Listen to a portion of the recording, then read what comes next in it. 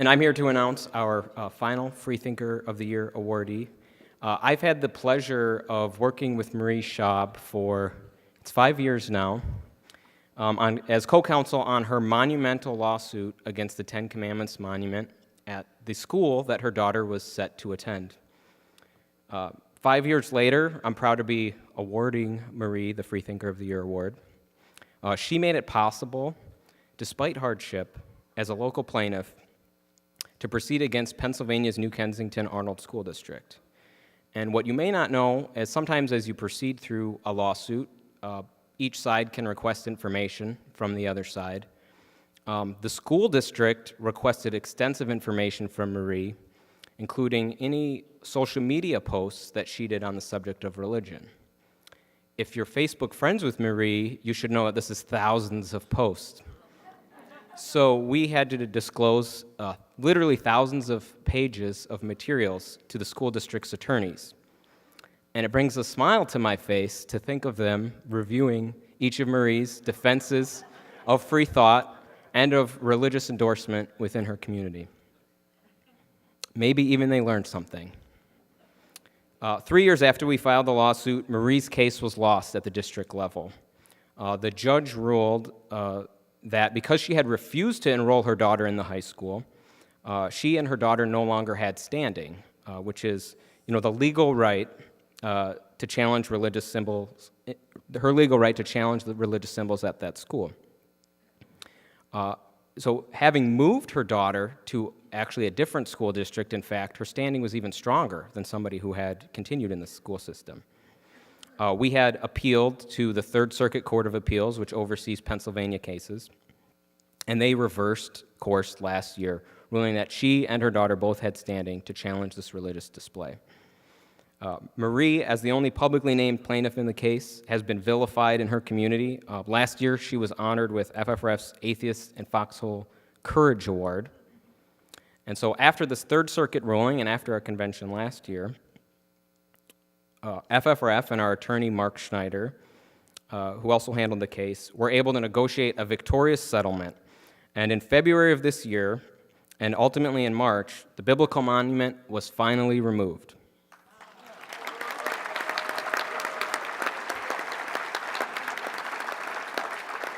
So, Marie, we thank you for being a champion of the First Amendment, and please accept this plaque and honorarium.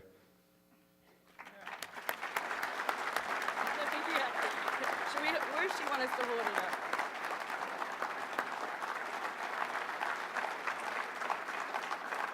I'll go over here.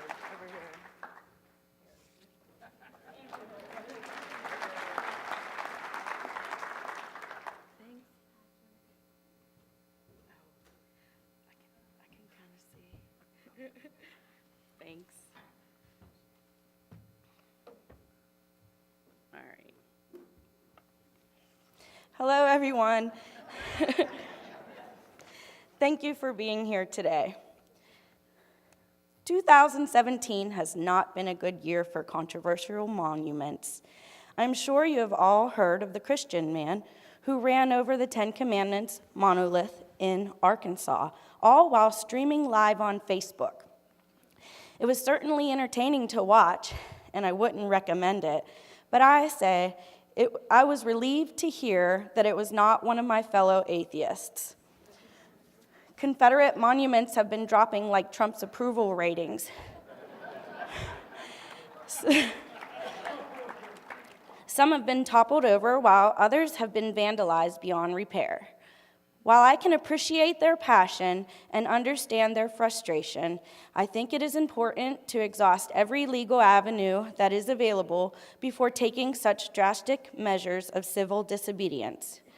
Believe me, there are many nights where I lay in bed and imagine wrapping a chain around that Judeo-Christian marker that sat outside my kids' public high school and yanking the damn thing out with my truck. But in doing so, it would not only hurt our cause by tarnishing our image, it would have probably ended up in jail time. This is the 6-foot-tall, 2,000-pound religious monument that has stood outside of my Valley High School unchallenged for over 60 years. The Decalogue was placed at the end of two main footpaths leading up to the front side of the building. Supposedly it was put there, and many other places, in order to promote a movie.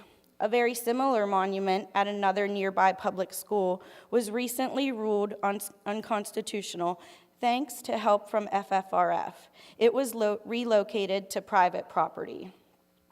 I remember the first time I saw the huge stone as a visitor at my child's karate event being held there in 2006. My main feeling was confusion, like how was this even possible? But I was also sickened by the feeling of helplessness. It wasn't until 2011 that my family and I transferred to the New Kensington-Arnold School District. We live in a small suburb of Pittsburgh in southwestern Pennsylvania. Where I'm from, there's a church on every other block. The tax base is low and the amount of senior citizens is high. But that didn't stop the district from trying to defend an unconstitutional, coercive message that negatively affected non-believers and people of other faiths. It was in 2012 that I first heard of a group known as the Freedom from Religion Foundation. Our local news station was discussing the disgusting monument that I had encountered several years before, and that's when it hit me. My daughter was in the middle school now, but eventually she would have to have that religious rock looming over her head on a daily basis.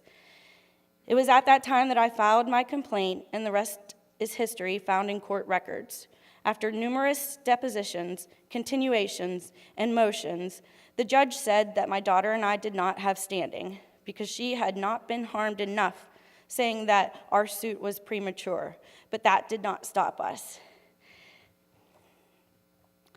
After some discussion, Patrick Elliott, who held my hand throughout the entire process, informed me that we were going back to court on appeal at my request. The panel of 3 judges unanimously agreed that the potential danger to my child was imminent and that I did have standing.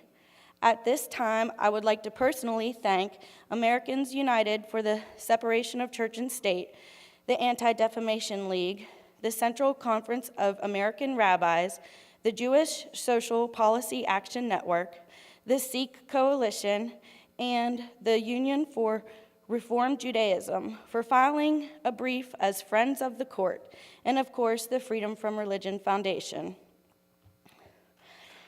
Yes.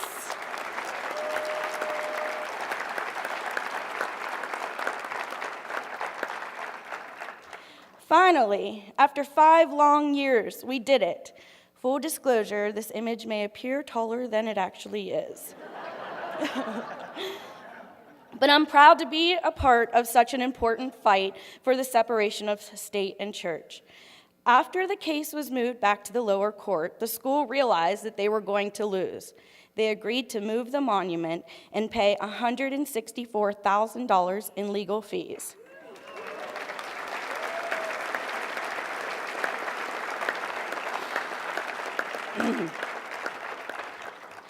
But I'm sure that's only a fraction of what was spent over 5 years of litigation.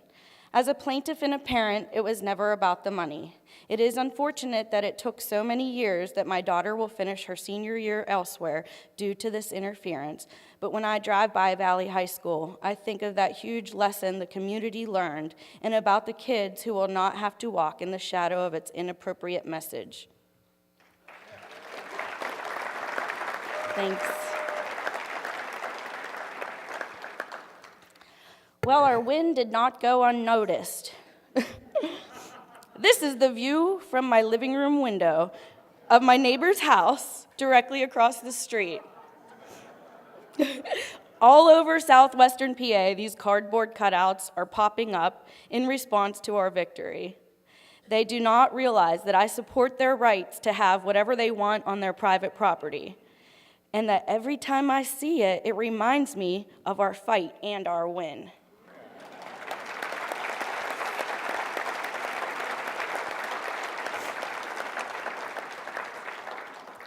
Apparently, my neighbors can erect a life-size crucifix, yet they cannot seem to put out one recycling bin.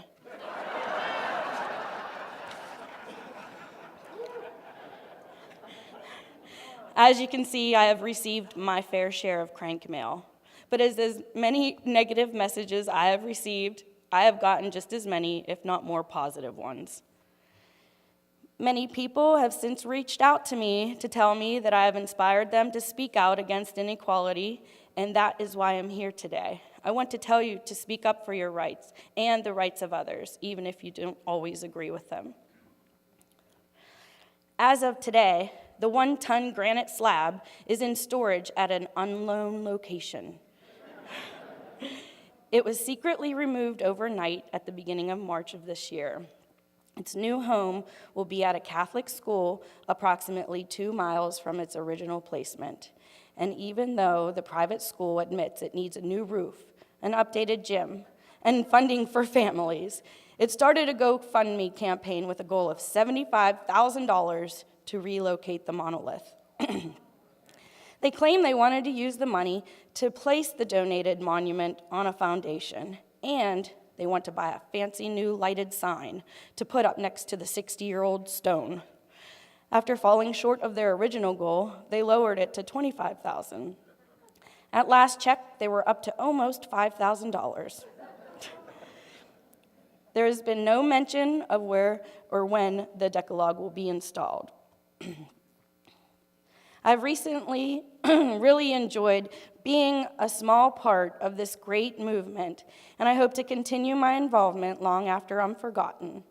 I was honored to speak at AHA this past March in Madison. I also spoke at CFI in Pittsburgh last June, and I look forward to seeing some of your faces in Philadelphia at PostaCon next month.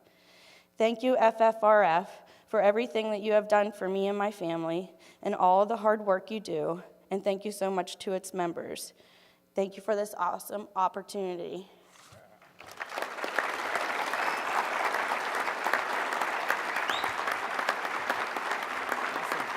Thanks.